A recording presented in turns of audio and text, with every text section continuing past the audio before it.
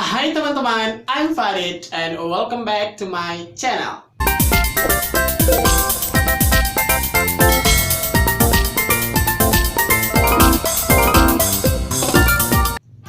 Thank you so much for your watching my video before, and today I will make a new vlog how to be survive after I was recent a professional baker. Don't forget to subscribe, like, comment, and share on your social media. Stay tuned and keep on watching. Hai teman-teman, terima kasih untuk teman-teman yang sudah menonton vlog saya, perjalanan hidup saya, dan saya di sini hanya ingin bercerita, membagikan pengalaman seputar kehidupan saya ke teman-teman semua, dan saya berharap sekali semoga cerita yang saya sampaikan kepada teman-teman semua bisa menginspirasi, memberikan motivasi, dan juga memberikan ilmu kepada teman-teman semua. Sekali lagi saya hanya ingin mengucapkan saya hanyalah seorang manusia biasa yang hanya ingin bercerita, membagikan pengalaman hidup saya ke teman-teman semua. Setelah saya resign dari perbankan tersebut, sesuai dengan vlog pertama dan kedua saya benar-benar kehilangan pekerjaan. Ataupun saya benar-benar kehilangan aktivitas saya. Teman-teman mungkin bisa mengetahui dan merasakan jika kita sudah memiliki aktivitas selama 1 tahun dan tiba-tiba itu hilang, otomatis kita pasti akan merasakan sepi, kehilangan. Ya, pasti teman-teman paham dan mengerti apa yang saya rasakan pada saat itu. Ketika kita sudah mulai bisa mencari uang sendiri ketika saat sudah menyelesaikan studi S1, dan pada saat itu juga kalian harus melepaskannya. Jujur itu benar-benar merasa kehilangan yang sangat luar biasa. Dan itu saya rasakan di bulan September tahun 2018 ketika saya memutuskan untuk resign bekerja di perbankan konvensional tersebut. Banyak banget ilmu, pengalaman yang saya dapatkan setelah saya berhenti bekerja di perbankan tersebut, teman-teman. Ketika itu saya masih bersikukuh untuk mencari pekerjaan di Pekanbaru. Apapun itu, yang penting saya bekerja dan menurut saya itu pekerjaan terbaik. Sehingga pada suatu ketika saya mencoba untuk melamar pekerjaan di salah satu perusahaan terbesar juga di Indonesia. As you know teman-teman, saya mengalami cerita yang menurut saya ini adalah benar-benar menyedihkan sekali. Ketika saya interview di perusahaan tersebut, saya benar-benar berharap, jujur, ini kesalahan saya pada saat itu. Saya berharap kepada orang, bukan kepada Tuhan ataupun kepada Allah pada saat itu. Ketika saya mengikuti interview pertama di perusahaan tersebut, saya disambut dengan begitu sangat luar biasa oleh HRD dari perusahaan tersebut. Karena saya bisa mengetahui dan saya bisa merasakan feedback yang dia berikan kepada saya pada saat itu. Dan kebetulan pada saat itu saya memiliki teman yang bekerja di sana, dan dia juga memberikan informasi kepada saya pada saat itu yang menyatakan bahwa saya memang cocok di posisi tersebut. Karena apa? Saya tidak tahu penilaian HRD pada saat itu, ya mungkin karena my personality ataupun saya juga memiliki pengalaman pekerjaan 1 tahun di perbankan konvensional. Dan HRD juga mengatakan ya saya begitu sangat cocok di posisi tersebut. Ketika kamu mengetahui hal tersebut, otomatis pasti kamu memiliki pengharapan yang sangat luar biasa. Dan pada saat itu juga kamu masih mencari pekerjaan. September 2018, 1 minggu, 2 minggu, bahkan 1 bulan sudah berlalu dan saya tidak dipanggil untuk mengikuti seleksi selanjutnya. Dan terus saya berharap, ya Allah, saya ingin bekerja di sana dan saya ingin berkarir di sana dan berkembang di sana.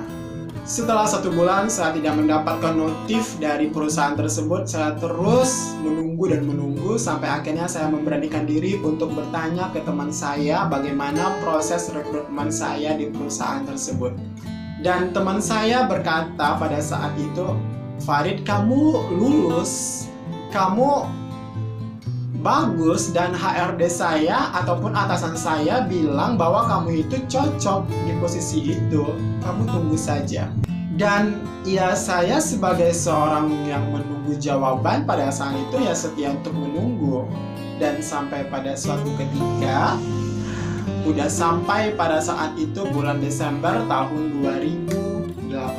Bayangin, September, Oktober, November, Desember, 3 bulan saya menunggu pada saat itu. Dan teman-teman bisa menjadi saya menunggu janji dari orang yang bekerja di perusahaan tersebut dengan begitu menaruh pengharapan yang begitu sangat besar. Karena pada saat itu saya sudah tidak bisa lagi menunggu, dalam artian saya terus dijanjikan akan lolos, sementara saya tidak mengikuti beberapa tahap seleksi di perusahaan tersebut. Saya hanya mengikuti satu seleksi interview saja. Saya tidak mengikuti psikotes, interview yang lainnya, cek kesehatan, dan lain sebagainya. Sampai suatu ketika, pada saat itu juga,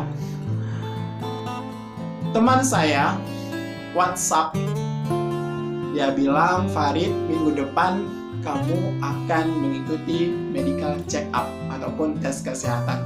Di situ saya benar-benar kaget, ya Allah, saya tidak mengikuti beberapa seleksi di perusahaan ini, tetapi tiba-tiba saya harus mengikuti medical check up, di mana itu adalah seleksi terakhir dari perusahaan.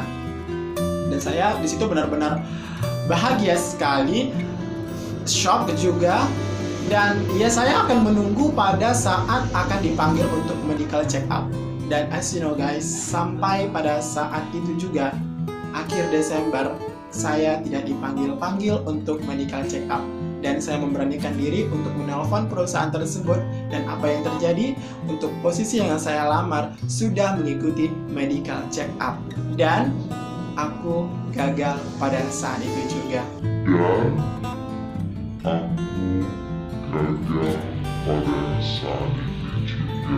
Di situ saya benar-benar sedih dan menangis. Ya Allah, apa salah saya di perusahaan ini? Apa yang membuat saya begitu berharap? Dan apa yang akan saya lakukan setelah ini? Saya sudah gagal. Harapan saya benar-benar sudah tidak ada lagi. Saya pupus pada saat itu dan saya hanya bisa menangis. Saya kembali lagi merenungkan betapa kalutnya hidup saya pada saat itu. Saya terus berusaha mencari pekerjaan. Saya tes di mana-mana dan bahkan membutuhkan perjuangan yang sangat luar biasa ketika saya harus ke Pekanbaru dengan jarak tempuh yang begitu jauh dari rumah saya, dan saya gagal. Saya tidak tahu mengapa saya pada saat itu benar-benar rapuh, tetapi juga saya memiliki kekuatan yang diberikan oleh orang tua saya pada saat itu. Dan yang terlebih yang menyakitkan adalah di saat saya di posisi lagi down sedon-donnya itu, ayah saya tiba-tiba masuk rumah sakit.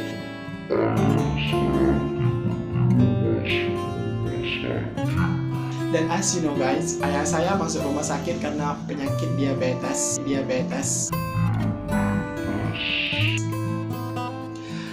Saya masih ingat di tahun yang sama dan di bulan yang sama, pada saat itu hari Sabtu saya mengikuti seleksi ujian tertulis di perusahaan yang berbeda. Ayah saya memang sakit-sakitan pada saat itu, dan saya memberanikan diri dan meminta izin untuk mengikuti seleksi tertulis di Pekanbaru pada saat itu, tepatnya di hari Sabtu.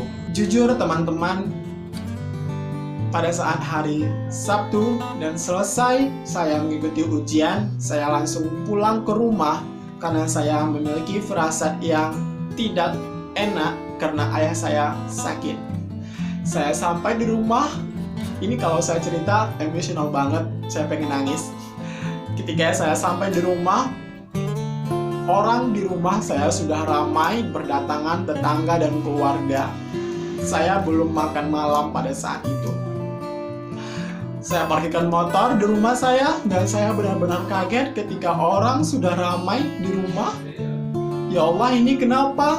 What happened? Apa yang terjadi di rumah saya? Ayah saya pada saat itu lagi sakit. Dan as you know guys, ayah saya sudah benar-benar down karena diabetes. Dan jujur pada saat itu juga saya kalut sekalut-kalutnya. Saya benar-benar bingung. Dan akhirnya saya dibantu oleh tetangga saya dan keluarga saya kita untuk berusaha menelpon pihak dari puskesmas terdekat. Dan kita minta rujuk ke rumah sakit di Pangkalan Kerinci. Ketika itu pertama kali saya masuk ke dalam ambulans dengan suara yang menurut saya sekarang trauma dengan suara tersebut. Dan saya masih ingat ayah saya terbaring di dalam ambulans tersebut dan di samping saya hanya berdua dengan ibu saya. Dan di saat perjalanan dari rumah saya ke Pangkalan Kerinci ke rumah sakit, saya benar-benar merasakan, ya Allah, ini cobaan apa lagi yang kau berikan kepada saya. Cukup saya mengalami kegagalan di perusahaan, cukup saya di PHP-in, cukup saya dibuat begitu sangat sakit dan menderita. Kenapa juga engkau uji saya, ayah saya mengalami drop pada saat itu. Saya hanya bisa menangis di ambulans. Akhirnya singkat cerita, saya dan ibu saya dan petugas ambulans dari puskesmas sampai ke rumah sakit di Pangkalan Kerinci. Dan saya bergegas untuk mengurus semua administrasi ayah saya pada saat itu. Dan finally guys, alhamdulillah ayah saya sembuh dan sehat-sehat sampai saat sekarang ini. Dan pada saat itu juga saya berpikir kembali. 4 bulan saya diuji, saya diberikan cobaan. Kuat atau tidak saya menjalani 4 bulan tersebut tergantung diri saya sendiri, bagaimana saya menyikapi apa yang telah terjadi dan ditetapkan oleh Allah kepada saya pada saat itu. Ketika saya memiliki kegagalan yang bertubi-tubi, kegagalan yang saya dapatkan, dan ketika saya harus diuji kesabaran dengan ayah saya sakit dan membuat saya trauma dengan bunyi ambulans dan saya masuk ke dalam ambulans tersebut.